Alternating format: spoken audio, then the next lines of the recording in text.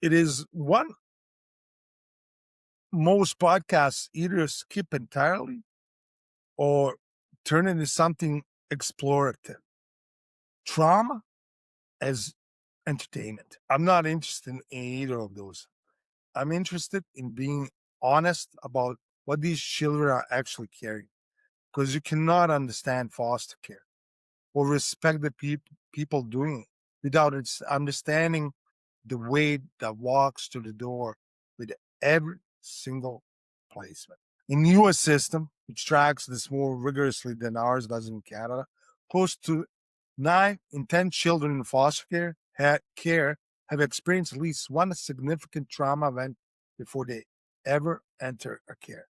More than 40% come with a diagnosis, mental health condition already attached before the system has done anything to do to them or for them yet.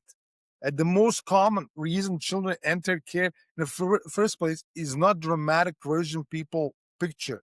It is neglect more than any other single cause, followed by caregivers' substance use, then physical abuse, then domestic violence in the home. These are not, for the most part, children who did anything wrong. These are children who were born in circumstances they had zero say in. And the system's response removal is itself a second trauma layered on top of the first one, even when it's absolutely the right call.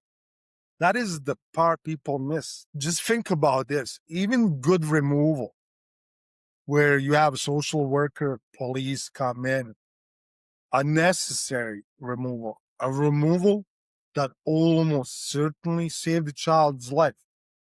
It is still a rupture. The child does not experience it as a rescue in a moment.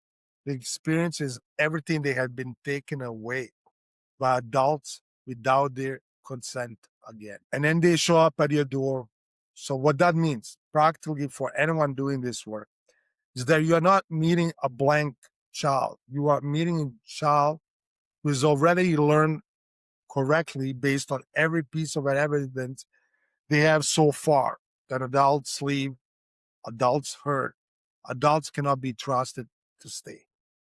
And your job is not to argue with them out of that belief with the words.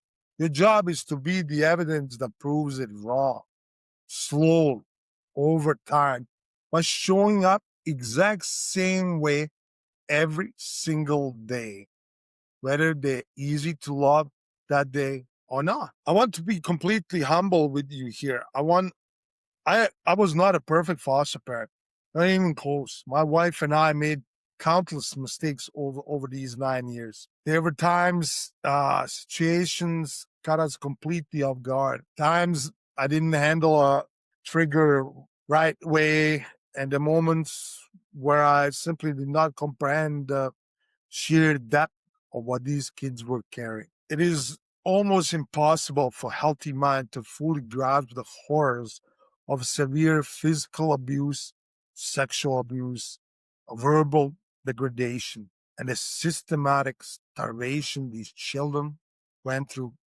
before hitting our doorstep. But there's one image that will haunt me and my wife and me for the rest of our days. And man, it broke our hearts.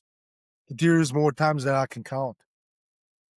This is when a social worker or biological parent pulls up, opens their car, hands you a child whose entire life, everything they want in this world, has been crammed into a single black plastic garbage bag. Think about that utter lack of dignity is that.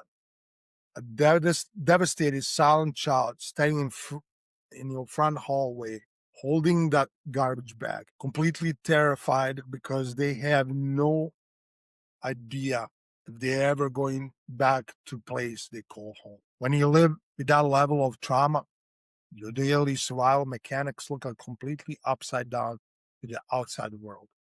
We had kids who would sit at our table and eat the frantic, desperate speed, shoveling food in as if there was no tomorrow.